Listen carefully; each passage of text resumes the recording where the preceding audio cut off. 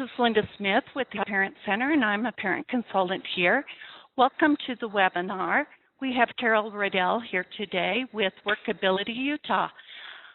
Before we get started, can everybody hear me, and are you all connected? If you are, do you want to, on your left-hand bottom side, there is an area where you can type in your questions and email.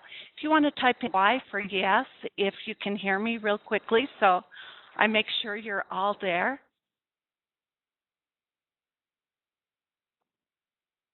Okay, Mara typed in yes. Great, thanks, Mara. How about the rest of you? I know Rob has already answered.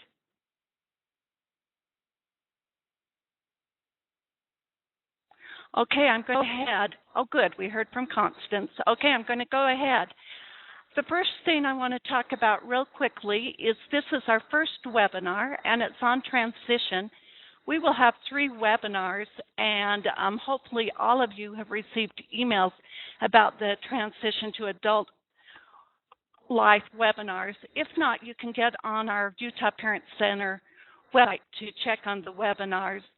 They're all free. The next one will be May 5th, and it'll be about what students with disabilities need to know about going to college.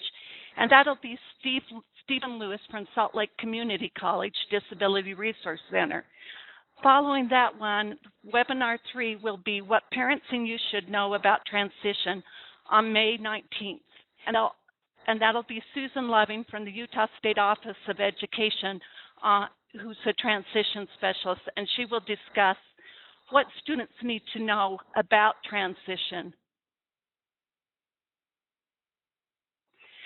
Also, you will soon be receiving an email about another webinar that we're going to have on parents as partners in the IEP process and early dispute resolution. And they will, one will be on assessment and what students with disabilities need to know to participate in school assessments. And that'll be Wendy Carver from the Utah State Office of Education, followed May 21st with everything you always wanted to ask about the IEP with Glenna Gallo from the Utah State Office of Education. And then on May 27th, positive behavior supports and the IEP process and how to deal with behavior problems and how you can help prevent discipline problems at school and at home. I'm going to quickly introduce Carol. Carol Ruddell is currently the project director of Workability Utah.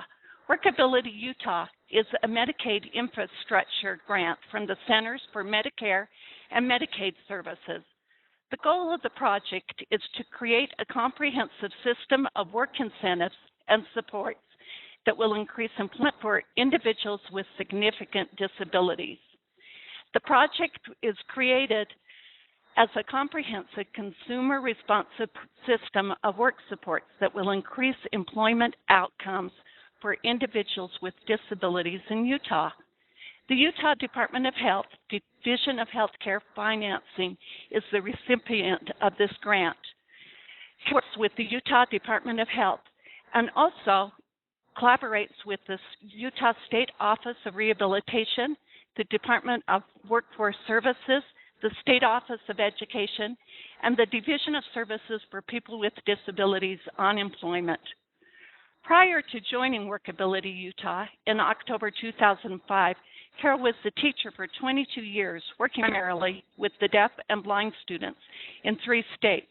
For 12 years, she worked as the transition specialist for Utah Schools for the Deaf and the Blind, where she coordinated with agencies, local businesses, and community resources to serve transition-age youth in school districts across the state. I will put in a plug, and she will have a slide on this.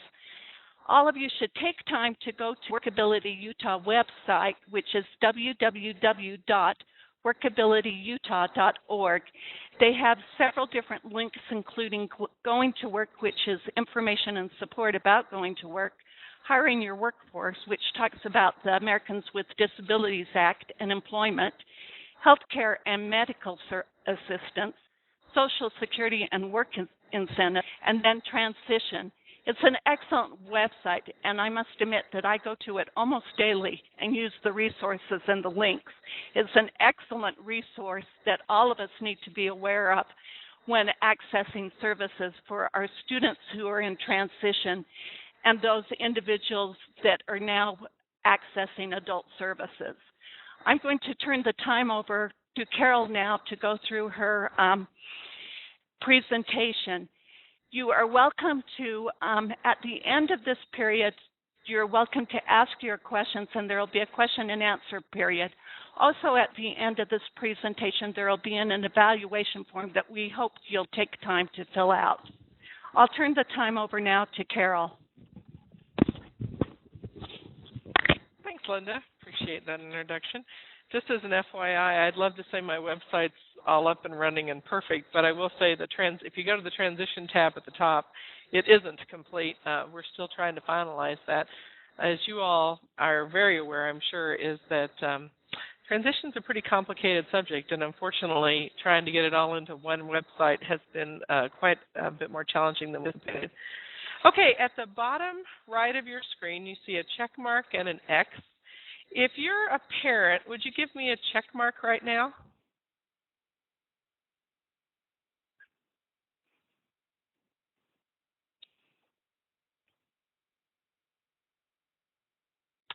Okay, that looks good.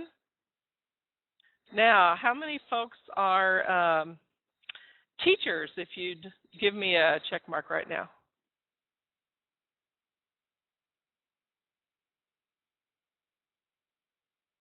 Okay, well, that's great. Oh, no, we got one teacher. Okay, thanks, Bridget. I know sometimes it's a little more complicated trying to figure out how to do the webinars. So, but thank you guys for replying. I'm curious as to who else is represented. If you type over on the bottom left at the bottom, just tell me the types of things that you do. If your career is not a parent or a teacher, I'd appreciate that.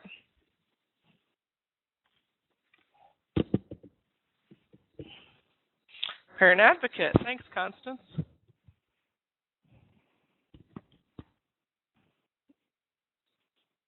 Any vocational rehabilitation counselors, support coordinators from DSPD? Just I want to be sure and tailor this to meet your all's needs. So,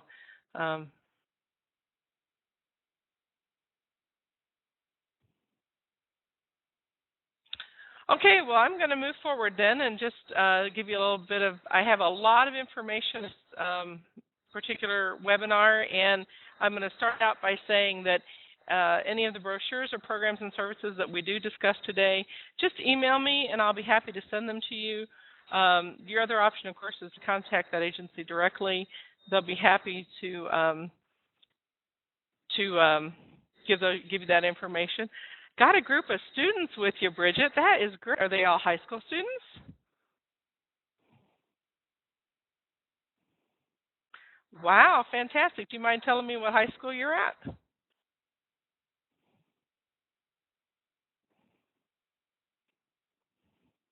Oh, Da Vinci Academy. Wonderful. Well, thank you guys for joining us today. That expands our numbers considerably to know we have a bunch of students as well. Well, that's great because, quite frankly, the information you get today is going to be really important. First thing I'd like to comment on is that when you think about transition, it's not a magic moment. And I think that oftentimes we think because the law says, oh, gee, at a certain point we have to do transition, then that suddenly becomes the magic point at which we do it. Well, it doesn't work that way. I'm still transitioning on many things. I'm renting my home and learning to reread all that vocabulary and all right now is driving me nuts. So that's a transition for me. And but all of our lives we're preparing for transition. And I can remember my mom having a chore list. She started a savings account early. You know, those are all things that get us in the idea of moving forward and taking responsibility. And you know, keeping appointments. I don't know how many of you guys make your own doctor's appointments for that, but you know, is that something you do for yourself? Because that's important. To be able to make appointments, keep them. Participating in sports and games teaches you a lot about responsibility and being a team member. I can tell you right now, most jobs nowadays are all about working in teams and collaborating to succeed to meet a goal. So the things that we think of as kids are very important as adults. So anyway, the bottom line, your outcome is for sure going to be independence. It's not going to be, dependence. The more we can be independent, the better. Okay, I'm really having problems finding a mouse. There we go. Nope. Oh, I know. She told me if I went too far one way.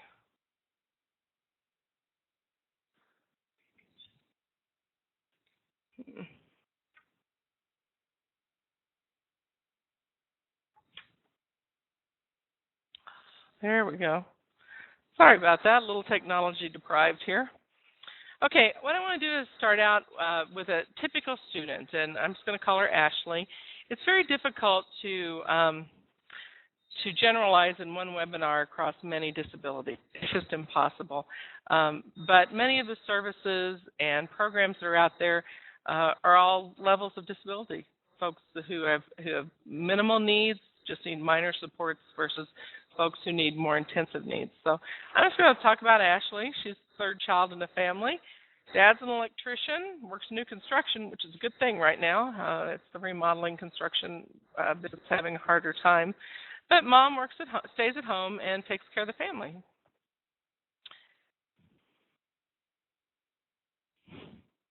There we go. And again, all of childhood prepares you for adulthood. There's no question about that. But I'm going to start when Ashley's a little bit older, in high school. She's 16, and that's a magic number. I hate magic numbers. They shift all the time. One in the school system where if you're in special education, you do have the issue of suddenly dealing with transition. It's supposed to be in place by the 16th birthday. So hopefully if you have an IEP for your students or for yourself, then you're looking at being able to say, gee, this is what I want out of my life, this is where I want to go, these are the kinds of things I want to do, and develop a plan with those around you who support that plan to achieve those goals. So, but at 16, there's several things that I think are really important to think about, and they're healthcare, career planning, and tutoring, internships, or summer experiences. Now, just to start with healthcare, healthy living is really important, and there's no question in my mind I was one of those people who started smoking at 16. Luckily, I quit it at 24, but it wasn't a very healthy living choice for me. Linda's sitting here shaking her head at me because I probably can't believe I smoked at one time. But anyway, we all make choices, but our choices always have consequences, and so hopefully we're making good choices about our healthy lifestyles that we choose. Being able to move from a pediatrician to an adult provider is really important as well. Oftentimes, students are used to going to a pediatrician. If they have multiple disabilities that involve healthcare needs, then moving to an internist as an adult is a critical move. There's no question. Pediatricians may know how to deal with the childhood implications of a disability, but they don't know how to deal with a 35-year-old patient. And so, some of those factors come into play. So certainly you want to consider moving to an adult provider rather than a pediatrician. There are things that come up with healthcare is what type of insurance is available. Certainly, if you're on private or family health insurance, that's a plus. If you're not, and perhaps you're on Medicaid in the state, that has its own application process, as does CHIP. CHIP is the Children's Health Insurance Program in our state, and it allows healthcare coverage for uninsured children ages 0 to 18, through 18, actually. And that's a program that's continuously open in Utah. It does have a small premium payment, and it does have small copays, but it's a continuously open program, which is wonderful. We aren't limited. The state continues to fund it, as do the feds. So that's a really nice one. But that's just some healthcare issues you want to start thinking about at 16, and certainly as you begin the IEP transition process. There are other health types programs available. As an example, you can apply online for many of those healthcare programs in the state at utahclicks.org. That is a multi-agency funded site to allow folks to apply for medical services online. You can also visit your local DWS or Department of Workforce Services office, because those are the folks that actually process an eligibility or process an application. You can do it online if you're more comfortable in that position, or you can just go to the local DWS office. So there are other sources for health care. As an example, in Utah, we are very fortunate to have a 211 system. 211 is information referral. It's a statewide resource with the exception of Utah County. Now, if you call the 211 and you happen to live in Utah County, that's okay. They'll give you the information for your county. But the way our current system is funded in Utah County actually has its own system. Anyway, these guys know everything. I've done some cross trainings with them recently, and if you need assistance, you have an elderly mother who needs assistance with mowing her lawn in the summer or shoveling her sidewalks in the winter, you call 211. They actually hook up volunteers to do that with local folks. But they also have information on free medical clinics if you're looking at healthcare, different types of prescription assistance programs. There's no question that prescriptions can be inordinately expensive, and many of the programs limit how many prescriptions a person can have in a month, and so this is another way for people to get prescription assistance.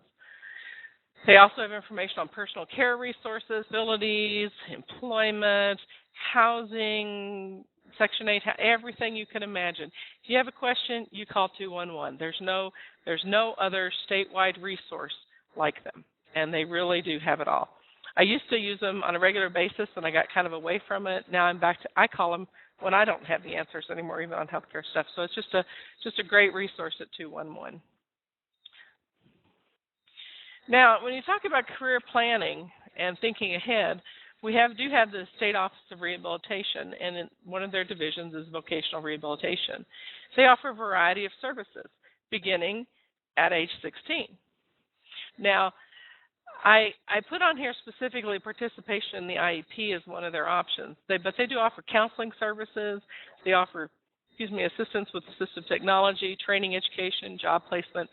But they are a resource, an amazingly great resource. As a teacher and even as transition specialist when I worked in the schools, it was really difficult for me to always know what was happening out there in the business world. I mean, how many of us as parents or as teachers can say, gee, I know what market is hiring right in Utah. And quite frankly, our little example of Ashley is going to have the highest market position that's open in Utah right now. Still being advertised both on Craigslist, KSL.com, the newspaper, you name it. But they're, if you don't know what job openings are out there, you don't know what industries are closing, then I think it's important that you have a VR counselor involved.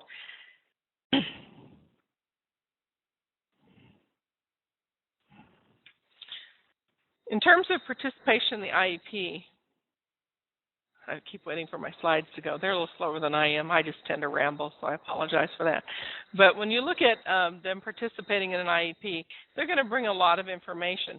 But probably the most important thing is they have to be invited to the IEP. Students under IDEA and parents' rights under IDEA must give permission. Parents must give permission. The school district under IDEA is required to invite them, but basically they can't be invited without permission. So I encourage you as parents, as students, if you're 18, think about inviting this VR counselor to your meeting. Now, I'll be honest with you, none of us are in a position to say, oh, you have it tomorrow? Well, of course I can change my schedule and come.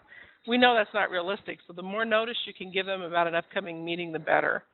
And they can give you a lot of great information about jobs, about the types of trainings that are out there, et cetera. And it's just a really great resource. But parents, I'll just warn you, you have to actually sign a piece of paper that goes in your child's file that says that VR counselor can come to the meeting.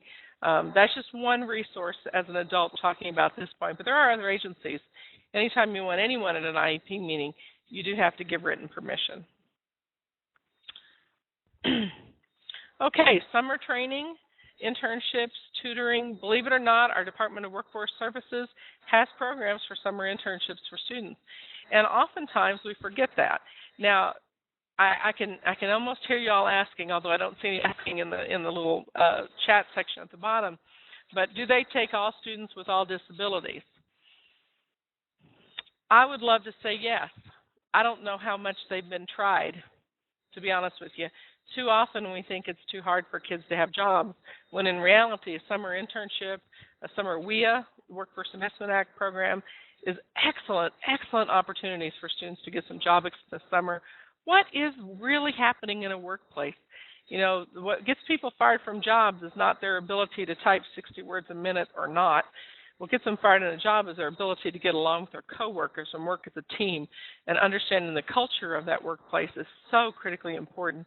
So summer programs by far are a great resource. You get into this one just by going to your local workforce services office, literally, and that would be at www.jobs.utah.gov. Yes, Wendy's asking if that's available throughout the state. Yes, ma'am, it is, absolutely. Go into your local workforce services office, and I apologize I don't have their website up here, but it is www.jobs.utah.gov, all over the state. And this year, we thank our lovely ARA, the American Recovery, and I'm going to forget what the name is, the stimulus package that we all know and love that we funded with our blood, sweat, tears, and taxes. They actually have extra money this summer. In the past, they've only gone to age 22. This program now goes to age 24. So it's a really great opportunity. So new money this year for that program. Okay, now I want to talk a minute about some hot spots at age 18. And I don't tend to, remember I talked about transition as a process, but in reality, I want you to remember that there are some points along the way that you have to pay attention to. This is regardless of disability, okay? Age of majority and transfer of rights. I'm sorry to tell you, folks, when your child turns 18, they are in charge. Unless you have gone to the court system and asked for guardianship from a judge, and you've been awarded that, the student makes the decisions at 18.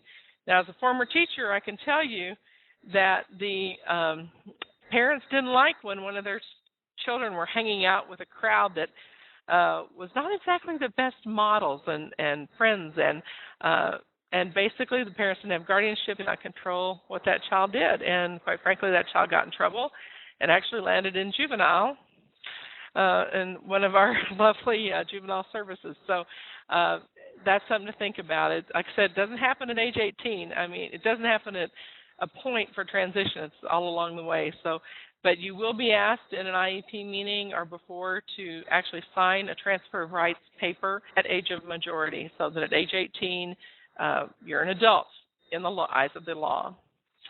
The second point that's important to remember is selective service. If you are a male, when you are 18, you must register for selective service, regardless of disability or not. That is the law. So individuals who have multiple disabilities and are not making decisions for themselves, perhaps the guardians are, they still must register for selective service, and that is noted on the slide there, www.sss.gov, which sounds a little strange, but anyway, it's Selective Service System is the name of it. And it can be done online. That's not a big deal. Registering to vote, that's certainly an option. Certainly encourage everyone to exercise the privilege that we have in our lovely democracy here. Not every country has that opportunity, so it's certainly something you want to do as appropriate at age 18. The other hot spot at 18 is Social Security. If you have a child that's been on Social Security under 18, they must reapply at age 18, not an option. To meet a new criteria, they have to meet the adult standard for Social Security disability and not the childhood standard. So you have to do that at age 18. So those are the kind of the hot spots. Just points to remember. As I said, transition's a process, but we do have those funky little points along the way to pay attention to. Okay, at 19, Ashley's going to graduate from high school, and she wants to be a certified nurse's assistant. That would be one of the still remaining jobs in Utah that is hot. CNAs make anywhere from $9 to $12 an hour.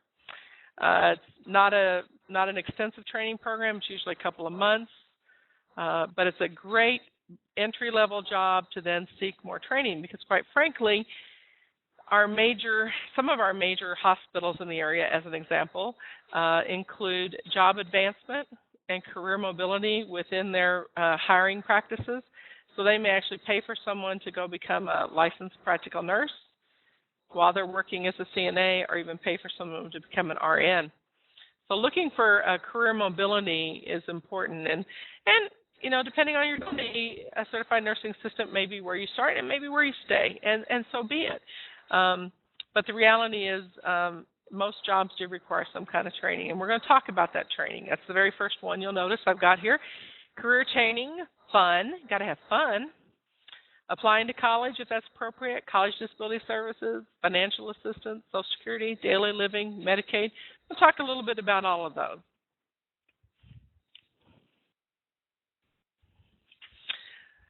So what do we need? Now, in reality, I talk about services and goals and dreams, but those actually overlap with what we call the names of those state agencies that can help. We'll talk a little bit about vocational rehabilitation now, as opposed to being a part of that IEP process early and learning what's out there in terms of that counseling piece, okay? And we'll talk what they can do. We're going to talk about division of services for people with disabilities. Let's see. Bridget's asking, how many jobs are in the area of auto body right now? That's not a big area because people have deductibles they don't want to pay, and they're putting off getting their cars fixed. Bottom line. It's one of those things that, are there jobs for auto body? Sure, but you're going to have to look. So you're welcome. Division of Services to People with Disabilities. We'll talk about colleges or training programs, why it's important to apply early for those. I'm not going to talk a whole lot about financial aid, but just know it exists in independent living. And our hot topic right now is transportation. That's a huge one. Let me just ask a quick question. If you're on the Wasatch Front and you use Utah Transit Authority, UTA, on the bottom right, would you put a check mark? If you don't put a check mark, I'm going to assume you're somewhere where UTA is not.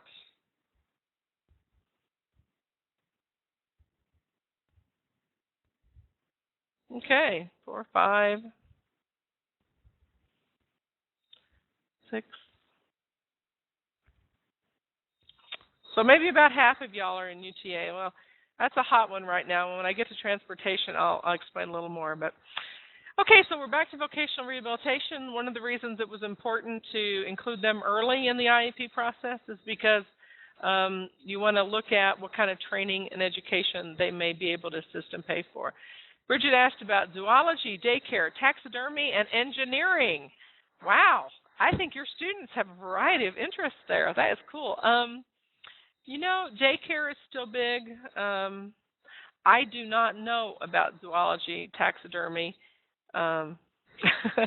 engineering. Engineering, I think, will always be big, but if it's construction engineering and mechanical engineering right now, that might be tough because Utah's fortunate right now with construction, guys. We have 72 construction items going on just in downtown Salt Lake City. I got those numbers just so you know from the Chamber of Commerce. It's really exciting, but we're also very fortunate that we have 76 acres in the downtown Salt Lake that are being rebuilt. That is not true in most states, so most cities. But you can certainly go if you're interested in what careers. Linda just reminded me to go to the Workforce Services website, www.jobs.utah.gov. They have information on the job market. So that might be a good research opportunity for you guys there at Da Vinci. Go check it out, your career interest, okay? Okay, so we got training and education being offered by Division of Vocational Rehabilitation. Now, you do have to be eligible for that service, which means you have to apply, and they have to look at your goals and your dreams and what job interests you have, okay? Then they're going to look at if you qualify, they're going to look at some type of training or education to support that goal. Now, I have on here a variety of types of trainings that are offered, and I want to explain a little bit about each one. Depending on your career interest, and I'll pick on your list there, Bridget, from your class, post-secondary training, whether it be like a community college or technical school, colleges or universities, that would certainly be probably zoology and engineering. Auto body is probably going to require, a good training program, maybe 6 months to a year. Some of them are longer. Daycare, again, could be a CNA or it's not called daycare. The training at Salt Lake Community College, forgive me, I'm just blanking on the name of that one. But Anyway, you do want to apply for those programs, and there's a good chance then that if you qualify, rehabilitation may pay for that and support some of the costs associated with. Thank you, early childhood education. Thank you, Stacy. Basically, they may pay for some of that educational training, or you may be held responsible to pay for some of it. It just depends. But there are very few jobs out there that don't require some type of training. Whether that training falls under the next three categories, that's a possibility, but you do want to consider the training that's needed. Now, on the job training, I wrote shared initial cost, but in reality, under vocational rehabilitation, what that it does is rehab will actually write a plan with a business and then pay for the training costs that are above the normal training costs of for that position. And an example would be, I don't know if y'all have been into a warehouse lately. It's fully automated. It runs on barcodes. And you got a pick list of this Albertsons needs the following food. You punch it in the computer, you make a pick list that's barcoded, you run it through the system, and that stuff actually comes down a conveyor belt, packaged up and ready to be shipped to the next store. As a consequence, you can be trained in how to do that. It's called, yeah, Carol, you're just drawing a blank today. Sorry. It's I'm online and I'm catching these mistakes that say your session's going to close. Do you want to reopen? Anyway, that type of production you can be trained at actually at the different applied technology centers. As an example, Ogden Weaver Applied Technology Center has a program on how this production works. You can be trained in it. But then when you work at Albertsons, the production equipment might be different, and you might need more specialized training there. And rehab is in a position to pay for that specialized training. Also, workforce services can do that one as well in terms of that extra cost that's associated with that training. And they'll work out an agreement with the business for that on-the-job training for that specific skill. The next one I have listed there is supported job-based training. This is what we consider job coaching. I don't know if that's a term y'all are familiar with or not, but it's where someone actually coaches you in a job. Quite frankly, I had that. I had on-the-job training and job-based training when I was hired in this position because I had an opportunity to work with my predecessor for 6 weeks. That was on-the-job training, and I had a coach. She coached me through everything as I, wrote a strategic plan for at that point. But anyway, the reality is sometimes you just need short-term coaching. And that's 180 hours of short-term coaching that at the end of that time period, you're capable of doing the job, the employer's happy, you're happy, it all works out. Now, if you need longer-term job coaching, and this is not uncommon if someone has multiple disabilities, they need job coaching for a long-term placement, long-term basis, then the agreement in our state, we are incredibly fortunate that our agencies talk to each other and work together. Rehab will start this, and they'll do the first 180 hours. And then that case is transferred to DSPD through the Division of Services for People with Disability. And then they do the long-term support past the 180 hours. Okay, Bridget, you're asking, where is short-term or long-term coaching available? The coaching occurs in the workplace, and it is through a vendor or through a provider that has a contract with vocational rehabilitation or the Division of Services for People with Disabilities. So short-term or long-term coaching is usually provided to individuals long-term who have significant disabilities. They typically are eligible for DSPD services. Short-term coaching, you're going to benefit from, 3 months of someone helping you on the job, and again, that's through vocational rehabilitation or vocational rehabilitation. Okay, I'm going to talk a little bit about DSPD. For individuals who have more significant disabilities, what we call our DDMR agency, for lack of a better term, that's the federal term, meaning developmentally disabled or mental retardation. It's not a term we all like to use very often, but that still is the federal term, unfortunately. But in our state, we call it the Division of Services for People with Disabilities. And what kind of jobs are generally held with long-term coaching? Thank you, Janessa. It depends. It tends to not be more professional type positions. Wouldn't not necessarily be like a scientist or doctor, teacher, that type of thing. Tends to be a more hands-on type job, although that's not even always true. So it just on the individual. I mean, this is where it's really important to have these agencies involved early as a part of the discussion. Again, be sure and invite them to that IEP meeting, give permission to do that, because without them sitting there saying, okay, for your child or your individual, this is what I see or this is how it fits, they write a plan specific to that individual, just like your IEP is specific to that individual. Okay, Stacy, are these jobs with coaching where placement is made through VOC rehab? Yes. SJBT, I'll go back a slide, SJPT and supported employment are both start in VOC rehab. Supported employment continues past VOC rehab for that long-term support through DSPD. That helps. Okay, DSPD provides a variety of services for people with disabilities. It could be families. Maybe some of you guys are already receiving respite services as an example, that type of thing, community living, residential services already. But they also do employment. And, you know, I guess you got to remember where I'm coming from, guys. I rant, it's all about employment of people with disabilities. So employment to me is huge. You can't underestimate what people can do. I'm a firm believer that folks can work in the community in an integrated setting with peers that don't have disabilities. I believe everyone can do that. So I think it's possible. You just gotta make it work. You gotta look for the ways to piece it together to make it work.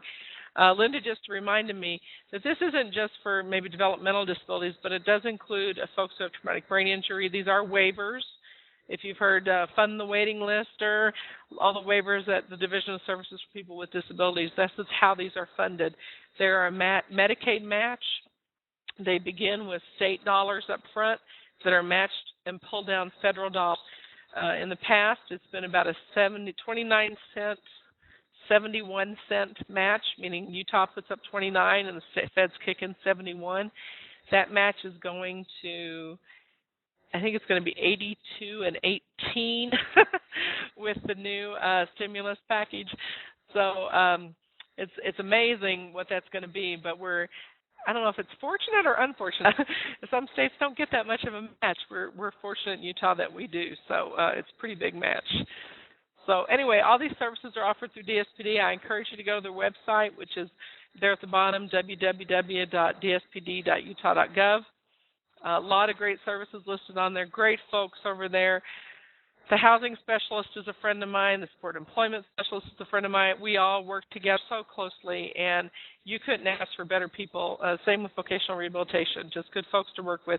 But you got to make the call. You got to be in touch. You got to have that together because nobody can do this alone. As many years as I've been doing transition and trying to figure out how to help my students move along, and now in the position I'm in with adults, it is no simple solution. I learn something every day. And I'm sure you will too. So now the next little thing I want to talk about is Social Security, and I know Linda and I were talking before we started that they'd like to have Esther Medina come and talk about Social Security, which I totally agree. Esther Medina is our AWIC, our Area Work Incentive Coordinator for Utah. She actually serves 4 states, Utah being one of them, but she does live in Utah, which is very fortunate for us. Because we can pick up the phone and call her all the time. But anyway, again, just a reminder that Social Security, if you've been on it before age 18, there must be a new application at age 18 as an adult. Childhood recipients of Social Security are different from adult recipients of Social Security. So that's a real important piece to know.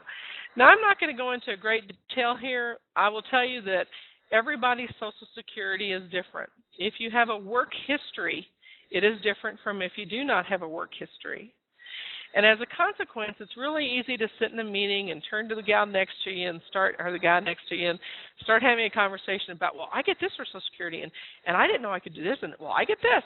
And the bottom line is they're probably not even talking apples and oranges. They're probably talking vegetables and fruits. because there are a couple different kinds of actually 3 different kinds of Social Security. And unfortunately, we don't distinguish between them very well when we have our discussions about them. I'm not going to get into a lot of detail, but I will tell you, Social Security wants people to work. Bottom line, it's not meant to live on. They want you to go to work. Okay, Bridget says, who can apply? All disabilities. The first question as an adult, the first qualification is, can you work? Now, I could get into a lengthy, I could get on my soapbox about that definition, but the reality is, if you have a disability that can impede your work, then you should apply as an adult. Now, impede your work, does that mean you can't work? No. I believe everybody can work. So, but it does mean that you need to apply and need to look at how your disability affects your life and your living. Constance asks, should a mentally handicapped 18-year-old who can only work part-time apply for SSI or for Social Security? Sure, why not? I'm a believer. SSI, if you don't know what that one is supplemental security income. Notice emphasis is on supplemental security. So the reality being is they're looking for things like, do you have housing? Do you have heat? Do you have food? They're looking for, are you secure? Do you have security? Supplemental meaning you really can't live on it. It is not meant to be lived on. Now, SSDI is Social Security Disability Insurance. That means I've already worked and I've been paying into the system. I become disabled. I can no longer work, and that's my insurance that I've been paying, those FICA taxes that we all pay on our paycheck stubs. That is the money I'm paying into the system that if I be disabled, I get it back. I get a check back every month. It's insurance. So 2 very different programs. I tell people to apply. What have you got to lose? I will tell you it's a pain in the butt. Linda's laughing at my choice of words. Sorry. Reality is it's a lot of work. And a lot of people think I've worked so hard to get my child on Social Security, I don't want to mess that up. And I understand that. But I do believe that that folks can work, and Social Security definitely has ways to help people go to work. There's something like 36 work incentives, ways to help you look at your money, not just lose it all because you go to work, but to have some type of stair-step method or some type of way in order for you to maintain some income, some Social Security, go to work, so that if you think of a scale, the more you work, then the less you need Social Security. And the less you work, maybe the more you need Social Security. So the idea being is they want you to go off of it slowly in a way that doesn't allow you just to be cut off as such. I'm not going to go into much more about Social Security except to say that they would love for everyone to go to work. I will also say is don't call the 800 number. That's my favorite line. Linda's shaking her head here, but the reality is, I don't know if y'all know what call centers are, where you have a room of 500 people answering telephones. Well, unfortunately, Social Security also has a contract with a call center. So I always joke that if you call and ask the same question 10 times, see if you can get the same answer 8 times or 5 times.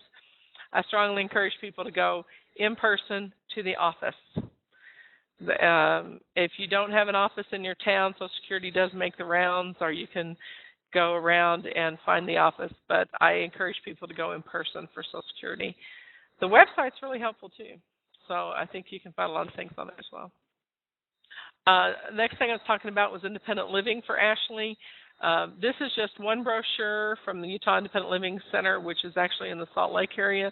But there are 6 centers across the state. Tons and tons of services out of these agencies.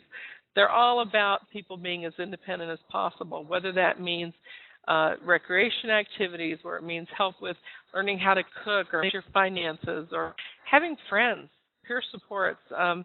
Just great, great, great programs and services at independent living centers, and it's a great way to get involved.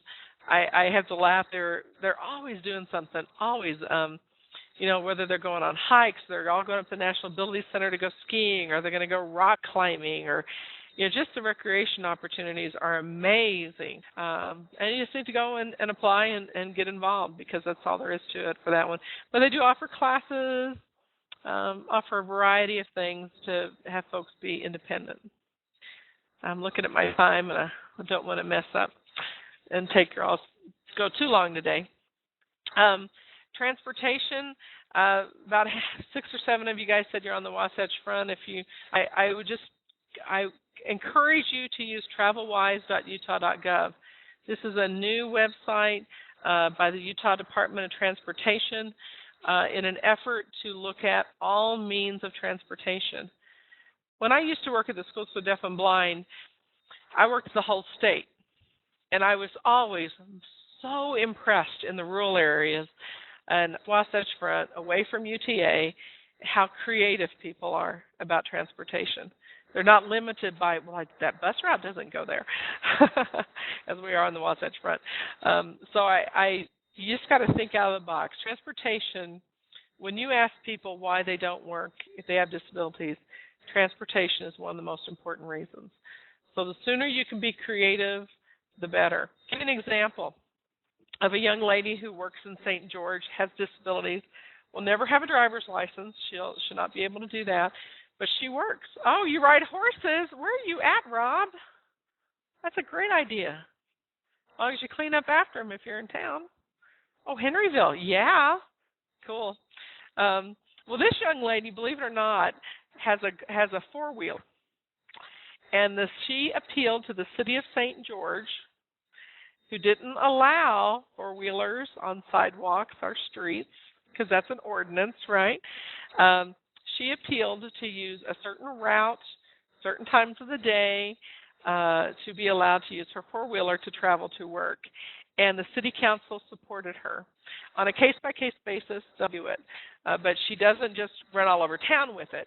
She truly just uses it to and from work. So that's very creative on her part. She thought of it. She knew knew how to use a four-wheeler. She'd had the little class that's required. And for her, that was a great way to do it. Oh, Bridget, you guys all got UTA passes. Super. That's fantastic. The challenge we're having in Lake Valley right now is with our paratransit service. And I encourage you, if you haven't, so do ours. Yay, Janessa. Wonderful. I'm a believer in public transportation. I grew up riding public transportation. It wasn't until I moved to Utah that I lived somewhere where a bus wasn't close. I rode buses all my life. I grew up. Yeah, I know. I'm laughing too. I grew up in Louisville, Kentucky, and the public transportation is just amazing. And I wish we had as comprehensive a system in Utah. I think it'll change. I think as we look at all of our options with tracks and front runner and all, I think it'll be different. And I think we have a variety of organizations trying to collaborate and work together on transportation. But I do think it's something important to think about early. So let's see what we got next. Ashley's growing up. She's 20. So now she's had her CNA training. She's ready to go to work. But there's a lot of things that go into getting a job. Resumes, knowing where to find jobs. Are you out on KSL.com? A lot of jobs just being listed there now, just like selling stuff now. It's big on there. Very few jobs posted in the newspaper anymore. The classifieds are getting thinner every day. But workforce services, you can go online, jobs.utah.gov, and do the electronic job board. And on the electronic job board, you'll find lots of advertising as well. She's also going to be thinking about if she needs technology in her workplace, where she's going to live, all of those things. And this is my favorite picture, that it takes everything working together. And the reason I say that is because getting a job, it's like one line on a list, right? We all have this lovely list of things, but it's only one line. And in reality, it's an incredibly complicated process. And I want to talk a little bit about being afraid that going to work will mess things up. We have, there are a lot of things around Social Security and Medicaid as an example. Even the more public low-income programs like UP, Utah's Premium Partnership, PCN, they all have limitations, and sometimes we get on these programs and we're like so afraid that I'm going to mess it up. Well, I am a firm believer in information is power. If you understand and ask for information, you can make a good decision. Without the good information, you can't make a decision. And I used to joke that you have sins of commission and sins of omission.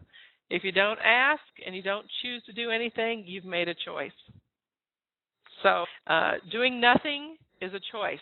Don't be so afraid to do anything for fear that you'll mess another service up or mess something up. Ask the questions, get the information. Then you can make a choice. And that's being proactive about your life. The Benefits Planning Assistance and Outreach Program is a program under rehabilitation here in Utah. It's funded through a variety of sources, and I won't get into the 5 different fundings there. But if an individual is on Social Security, they're eligible to participate in this program. And what they do is they meet one-on-one with someone who sits down and says, okay, you're getting this much SSI every month. You want to go to work. If you go to work, this is what will happen to your SSI. Or if you go to work, this is what happens to your health care. You go to work, this is what happens to your stamps. It is a maze out there in terms of eligibility criteria. You could be eligible for a subsidized apartment, Section 8 housing, but not be eligible for food stamps. You can be eligible for food stamps without being eligible for other types of supported living apartments. You can be eligible for Medicaid, but not be eligible for Social Security. You can be eligible for Social Security, but not be eligible for a different type of health care plan. So the reality is these people are worth their weight in gold. You see that's a gold brochure along with being blue there. And I joke because I actually had that brochure designed, but they get a kick out of that. But this is where you can go to learn about all of those pieces and how they work together and how work affects those. Because once you start having earned income, everything changes. But again, without information, you're going to make a decision that says, I'm afraid to move because I'm afraid it'll affect something. Better to get the information and be fully informed. If you go to the website, which is actually my website at workabilityutah.org, and you move to BPAO, the brochure's on there, and Linda's shaking her head. Oh, it's busted. Well, I'll contact my webmaster today, and we'll get that fixed. Thanks, Linda. I don't go out and hit every link on my website every day, so I apologize, but I'll get that up and running hopefully by tomorrow, and you can go check it out. But great program. You can learn about it on the website without downloading the brochure. It's great, great, great program. I can't sing the praises enough of that particular program. Now, getting ready and searching for a job, you have a bunch of choices. You have Workforce Services. They have a huge electronic job board that lists out jobs. And like I said, right now, in Ashley's case, as the example, certified nursing assistants, there's jobs out there. In fact, she would have her choice of work. Vocational rehabilitation also does assistance with job placement. And then we have something called Choose to Work. It's another program that actually, if it doesn't work through the other 2 brochures there, Job Service, Workforce Service, and Voc Rehab, Choose to Work is for people who are job ready, who have not found a job through the traditional process, and they have disabilities. You can walk into any DWS office around the state or vocational rehabilitation office around the state and say, I'm interested in Choose to Work. I need help with job placement, and that's how you get it. You just have to have a disability and be working with either Workforce Services or Rehab, and you can automatically get Choose to Work services. These guys actually go out and carve a job with an employer. So here's Ashley. She's having a tough time because all of the hospitals and care centers now have online applications. And I don't know if you teachers out there, if you haven't looked at an online application lately, they're pretty sophisticated. And just a hint, if you're applying for a CNA position, look at the job announcement and make sure when you answer the questions online that you're using some key words out of that job announcement. Because all of these companies have a system where they're searching. It does an automatic search of keywords on the application. If they don't see it so many times, it kicks you out. They don't even consider you. So it's really important that you learn how to do online applications. So I challenge you guys over there at Da Vinci, if you haven't looked at online applications, go out and look at them, because they're very different from paper applications.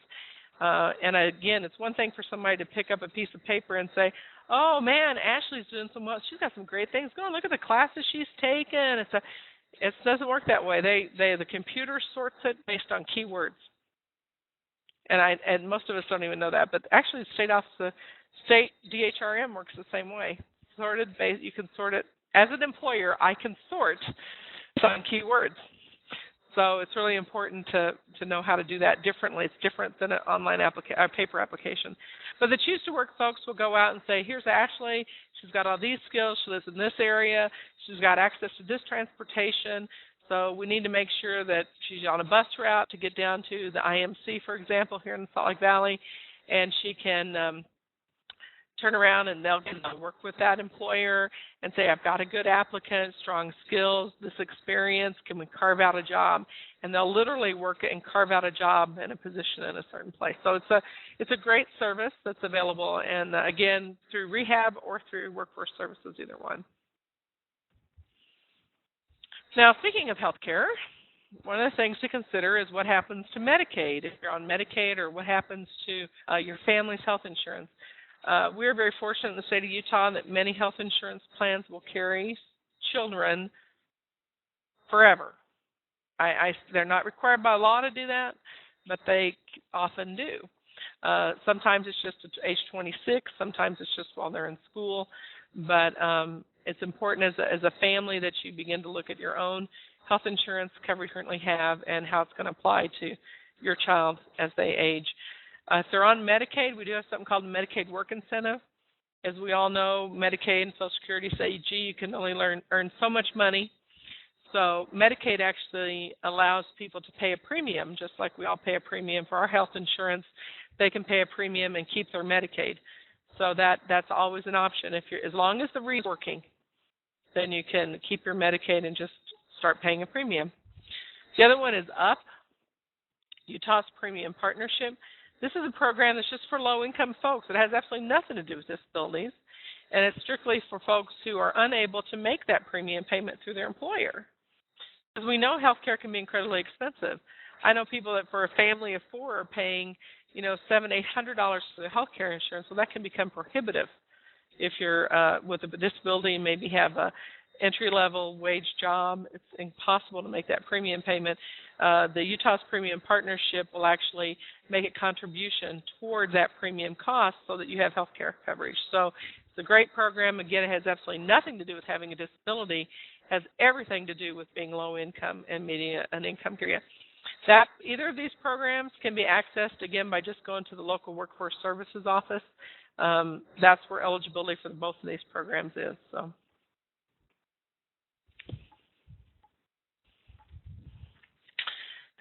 Now, personal assistance. One of the things that often folks need who have disabilities is maybe you need help getting dressed in the morning or bathing, or need help with shopping or managing your money, or prescription management. Often individuals who have mental illness have a really tough time just remember to take their meds. Or quite frankly, they're doing great and they decide to quit taking their meds. That's the other one. I have friends that do that. So, but that type of prescription management. If you're on Medicaid, EPAS, Employment Personal Assistance Services, is what's a great program. There is personal care, but this one's for employment. So if you're working, you got a disability, you're on Medicaid, you can work 10 hours a week, but you need personal assistance to work, this is a great program. Incredibly underutilized, but just a great program. I just did the numbers on that this morning. We have 82 people in Utah using Employment Personal Assistance Services, so it's a great program. The one thing that makes this different from any other state is that third column, reminders. That's where someone might need a reminder to take their medications. Someone might need a reminder to iron their uniform before they go to work. They might need a reminder to take a break. They might need a conversation at work about, don't blow up at your boss. I know you're upset. Let's do a little frustration management here. We have that in Utah, and other states don't have that one particular piece. Wendy's asking, doesn't that include job doing? Oh, sorry, Cluing. Sorry, it looks like doing here. It is queuing. Reminders are queuing. Yep. And it's a great program. I really recommend people look into it. Again, that's on my website at IOTI.org up on the healthcare tab. And it's managed through Medicaid. But, Linda just reminded me, it does include transportation. Now, I'm really happy that all your students there have their bus passes. This program does not buy bus passes. This program buys personal assistance. So it buys a person who can and help them figure out how to call paratransit to make their schedule or figure out the bus schedule. They can hire someone to drive them to work. It won't pay mileage, but it pays for the person's hourly rate to do that. So this is an excellent one in rural areas where you do not have any public transportation, and maybe the horse isn't feeling so good today. Maybe Rob, who knows? Maybe through a shoe, who knows? But the reality is that maybe a brother or a neighbor could drive them to work, and this is just a great, great program. So I should make sure I put transportation on there. So if you guys got that, why don't you be sure and write that one down, because it can pay for the person, not the mileage, but the person. Some other things that might be important for work is technology. You know, now under the Americans with Disabilities Act, employers are required to make accommodations in the workplace. But sometimes that isn't always as simple as it sounds. I, for example, have an incredibly complicated keyboard. Linda's seen it. It's pretty funky. I love it because I have problems with my arms. And keyboarding for me is incredibly difficult. But yet, it's not really, could be in an ADA accommodation, but I found a company that let me try out like 4 or 5 different ones and found the one I liked, and I just bought it. It's like so much easier for me. But there are resources out there. UCAT, Utah Center for Assistive Technology, is available. They'll actually help people find things, let people try stuff out. They have lenders, whether that's, and maybe it's working with a business. They'll come out and work with a business if there's some things that need to be modified in a workplace. They can assist with that type of evaluation. Maybe it is a matter of the employer purchasing it, but maybe the employer isn't quite sure why. And so that's why it's really appropriate. The Utah Assistive Technology Program is actually out of Utah State University Center for Persons with Disabilities. And they, again, offer a variety of services, a lot of ideas, certainly funding solutions. They're really great at that. And just 2 really good technology resources. Both have excellent websites with all their resources listed, so I won't go into too much detail about them. So, okay, I just lost my mouse again. How do I do this every time? Ah, there it showed up again. Okay. Sorry, just confusing myself here. Okay, now, Ashley's getting older, and she wants to be on her own. Now, I know that's a scary thought as a parent. As an incredibly scary thought of your kids being out on their own. Now, from the kids' side, yes, I'm out of here, you know. As someone who went away to college and didn't know anyone within 250 miles of the town I moved to, I called my mom back when it was collect quite a few times that first few weeks. So I met people and all. But it is hard, but it's something that we need to encourage. Everybody wants to be on their own. Everybody wants to make decisions for themselves, control their own lives, have that ability to do that. And encouraging that is really important. So Ashley wants to have some fun, too. And she's got daily living things maybe, and maybe even thinking about a more permanent place to stay. There are options out there around apartments and housing, but having a home is nice, too. You can make your decisions about painting the walls and putting holes in the walls. That's always a fun one that I think we forget, too. So, well, to save for home, I'm going to tell you all about a program, and this has absolutely nothing to do with disabilities. But how would you like to save $1 and have somebody give you $3 for every dollar you save? I'm sitting there going, wouldn't I have loved that? Okay, we have a program in this state called Individual Development Accounts. This is a program for low-income people, again. I'm not going to say it's for everybody, but it's for low income, that allows you to save for something that's an asset. Now, an asset would be purchasing a home, paying for education, or maybe starting a small business. And in the 3-year period, you can actually save a total of $6,000 because you save $1,500 and they make $4,500. This again is your tax dollars hard work. Yeah, it is a great quite frankly, when Martha Wonderly runs this program, if you go to uidan.org there, when she came and did a presentation, a couple of secretaries at my office came over. Every single one of them went and opened IDAs because their income qualified them. A little scary to think about state employees making enough to qualify for income programs, but we won't go there. But it really is a super program. It's a great way to save money for assets. We just this past year, any of you who have modified vehicles, let me use this as an example. Modifying a vehicle, can you use the fund? Here we go. That's where I'm going, such as power chairs. Thanks, Wendy. If you need assistive technology, we now, under the legislation this past session, will allow for the saving toward the purchase of assistive technology. As maybe if you guys are registering through the Parent Center, you know Helen Post, she pointed out that the biggest need in assistive technology is repairs, actually, not purchasing. But nevertheless, I always think of you can get that first car or van modified, but it's when you need that one that it costs and it's tough. This would be a way for you to save money toward that purchase in the future, toward a repurchase, if you will. I will tell you that that's not complete yet, okay? Martha, she's having her first meeting next week to try to set up the parameters and guidelines for how this will work with assistive technology. Because as we all know, purchasing assistive technology is not an asset. It wears down, it breaks down, something newer comes out. That's not considered an asset. And she will not be able to use her federal funds for that. She will be working with local banks, credit unions, organizations, financial companies to, again, donate money for this match without being her federal match. So, this is Technology Foundation. Yeah, that's back on the previous slide. But there are ways to do assistive technology without necessarily using this way. But IDAs are great for anyone of low income. I encourage you to go to the website. She's got her new numbers up in terms of what the income levels are, and I would be wrong the minute I said those income numbers. If you haven't figured out, the one thing that's always true in life is those magic numbers change all the time. This year it's this amount you can make. Next year it's that amount you can make. Next year it's this amount you could have in savings. So I don't try to represent everyone's earnings criteria in what I present, because I'll just refer you directly to them. Okay? Now, as Ashley grows up, and I don't know, just by a show of check marks over there, I know our high school students are all still in school, but how many of you have children with disabilities who are over 25? If you could just give me a check mark.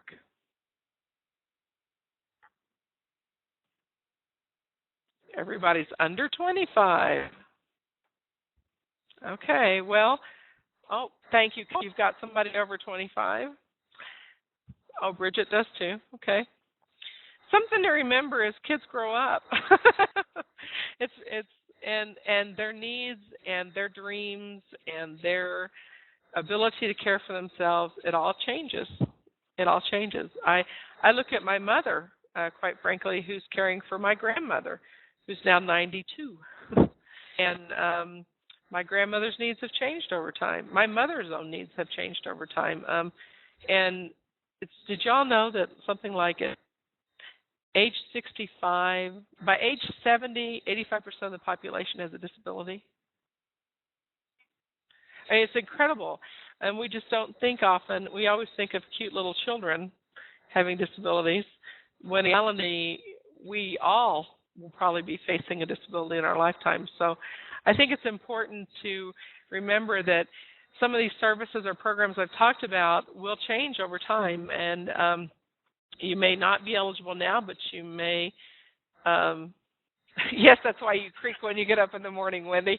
I have that problem too.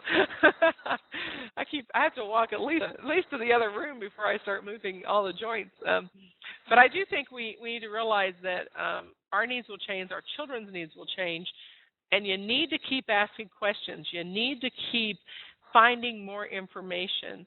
You can always go into a workforce services office or rehabilitation office and ask questions. You can always, Google's a great thing now. the reality is we all will change and grow. And just as Ashley's done in this, I mean, my mother would have loved if I'd have never gotten married, or, she always wanted me to own a home. But I think, the reality is we all have different things in our lifetimes, and we need to be aware that that's going to change and grow, that nothing's static, it's all dynamic. So I guess I'd like to open it up. If you guys have some questions, would you like to type them in down there? Is there any assistance for living costs if we choose to keep our child at home versus a group home? There could well be. If you're eligible for a group home, you may well be eligible for the Division of Services for People with Disabilities.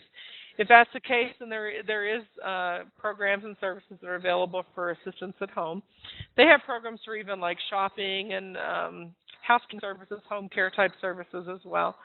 I caution you, if your child stays at home, to remember that you also, if your child's receiving Social Security, they will presume, if your child's on SSI, they will presume that 1/3, did y'all ever remember back when 1/3 was all your budget should be for housing? Back when I was a kid, that's now people buy homes for more than 30% of their income, but we won't go there. That could be why we're in a big mess we're in. But Social Security still presumes that 30%. So if you don't charge rent and room and board, they'll actually go through at some point and say, well, we're just going to take 1/3 of their SSI check because you have not been charging them room and board. So that's something to consider on housing. It's more complicated sometimes than we want to think about, but certainly looking into that. Any more questions?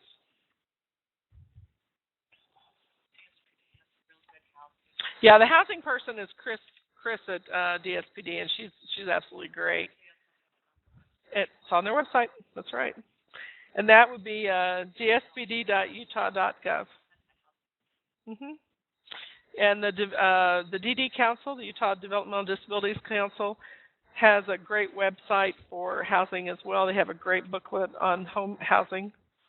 So.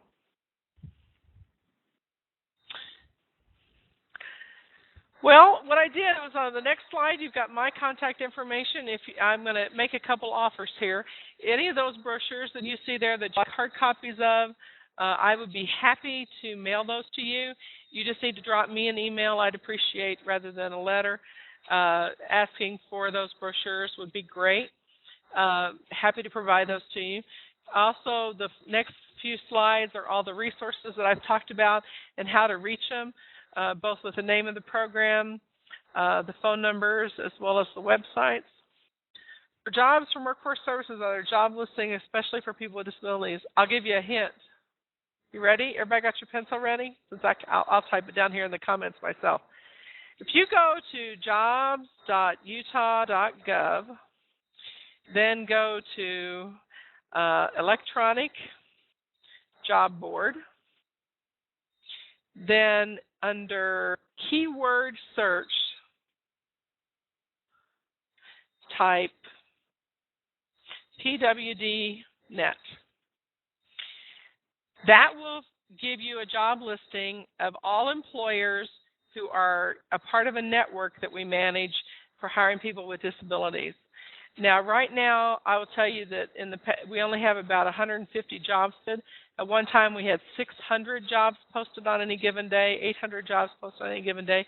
The number's down, but the employers who post by this means have been through training about accommodating people with disabilities, hiring them, interviewing them, retaining them, and they're just great. So if you want to go look for specific jobs that are for people that you know with confidence that an employer has been trained and welcomes hiring people with disabilities, then this is how you do it. Again, that's jobs.utah.gov, electronic job board, keyword PWD.net. Once that comes up, and I didn't include it in my website, but you can sort those just about any way. You can sort them by job title, location, so you can sort it by your city. You can sort them in a variety of ways. Let's see. Oh, you're going to let your students log in individually next time. That'd be cool.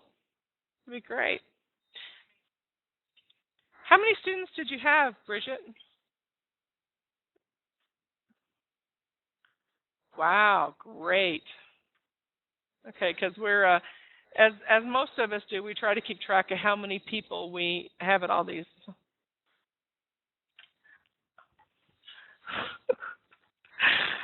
Katie, I'm just going to tell you, next time you need to have a mouse pad in here. We're having a problem advancing the slides, but.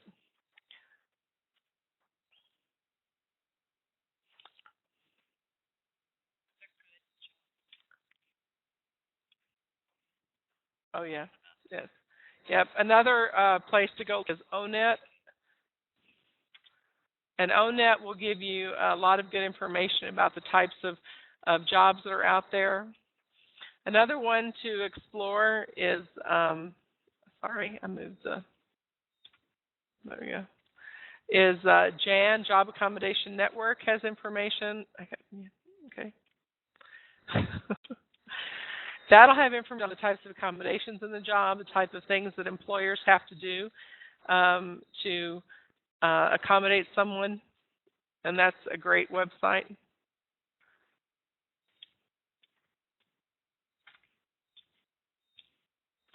Okay, I'm going to post it up here, your response to the webinar evaluation. Katie asked to make sure, and Linda, that we definitely evaluate. The only way, as someone who does webinars on a regular basis, the only way we know that we're meeting your needs is for you to tell us right now.